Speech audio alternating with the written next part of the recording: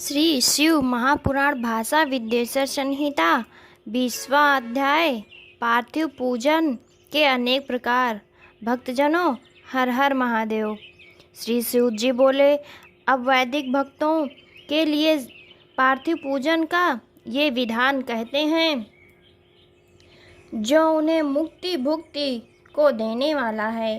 वेद सूत्रों की विधि से स्नान एवं विधि पूर्वक संध्या कर फिर ब्रह्म यज्ञ कर पीछे तर्पण करें तथा संपूर्ण नित्य कर्मों को करके शिव स्मरण पूर्वक भस्म तथा रुद्राक्ष तो पहले ही धारण कर लेवें।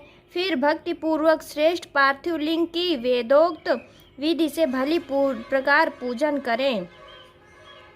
किसी नदी के तट पर, पर्वत पर, जंगल में, शिवालय या पवित्र देश में पार्थिव पूजन का करना उचित है। शुद्ध देश में उत्पन्न हुई मिट्टी को प्रयत्न कर लाकर सावधान हो शिवलिंग की पूजा करनी चाहिए। मृतिका को जल से शुद्ध कर धीरे धीरे उसके पिंड बनावें। फिर वेद मार्ग द्वारा सुंदर पार्थिव लिंग की रचना करें।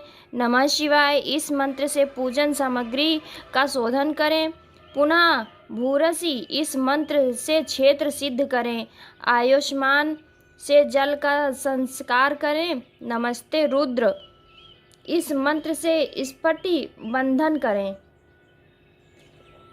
नमः संभवाय इस मंत्र से क्षेत्र की शुद्धि करें और नमः पूर्वक पंचामृत से प्रोक्षण करें।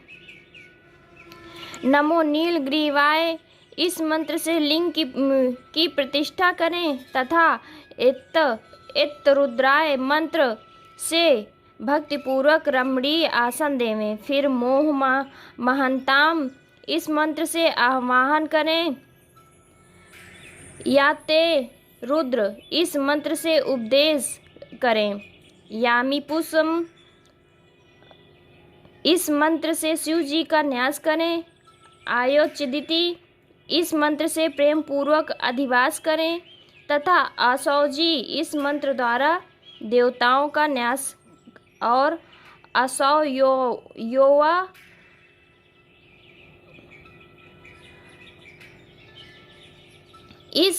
इससे उपसमर्पण करें। फिर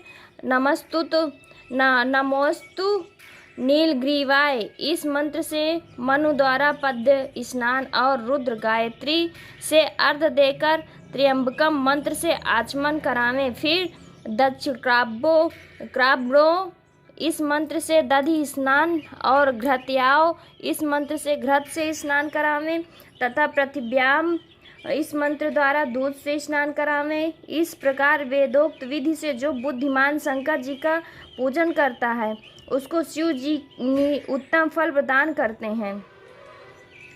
हे ब्राह्मणों, इसकी एक और साधारण विधि भी है। शिव जी के नामों से ही पार्थिव लिंग की पूजन करें। हे मुनि श्रेष्ठों, जो पूजा सब कामनाओं को पूर्ण करने वाली है उसे सुनिए।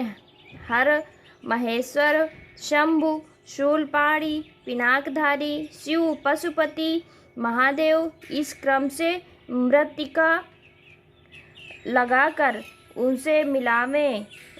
फिर प्रतिष्ठा और आवाहन कर पूजन और क्षमा कराकर विसर्जन करें। ओम नमः शिवाय को भक्तिपूर्वक जपता हुआ शिव जी का ध्यान नित्य करता रहे। जो इस प्रकार गुरु के दिए हुए पंचाक्षर मंत्र को विधि पूर्वक सर्वदा जपे। बुद्धिमान को उचित है कि नाना प्रकार से शत्रुद्रीय का पाठ करता रहे। तदनंतर हाथ में अक्षत और पुष्प लेकर भक्ति से प्रसन्नचित होकर इस प्रकार शंकर भगवान की प्रार्थना करें।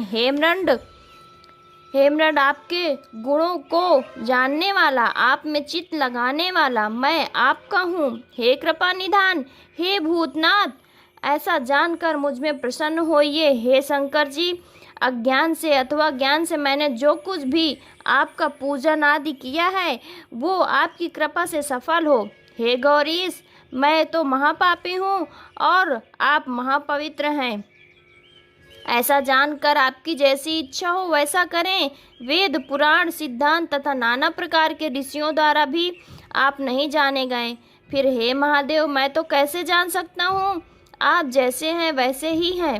हे महेश्वर, मैं सर्वभाव से आपका ही हूँ। हे महेश्वर, आप मेरी रक्षा कीजिए, मुझ पर प्रसन्न होइए। इस प्रकार शिव जी के ऊपर उन पुष्पों और अक्षतों को चढ़ा दें।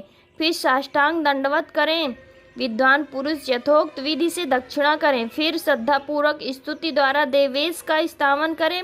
फिर गले से शब्द निकालकर पवित्र हुआ नम्रता पूर्वक प्रणाम करें और सादर पूजन विसर्जन करें। हे मुनि शार्दुल, इस प्रकार सविधि पार्थिव पूजन से भक्त को मुक्ति, भुक्ति और भक्ति प्राप्त होती है। शिव जी का ऐसा भक्त अपनी सदा कामनाओं को प्राप्त करता है।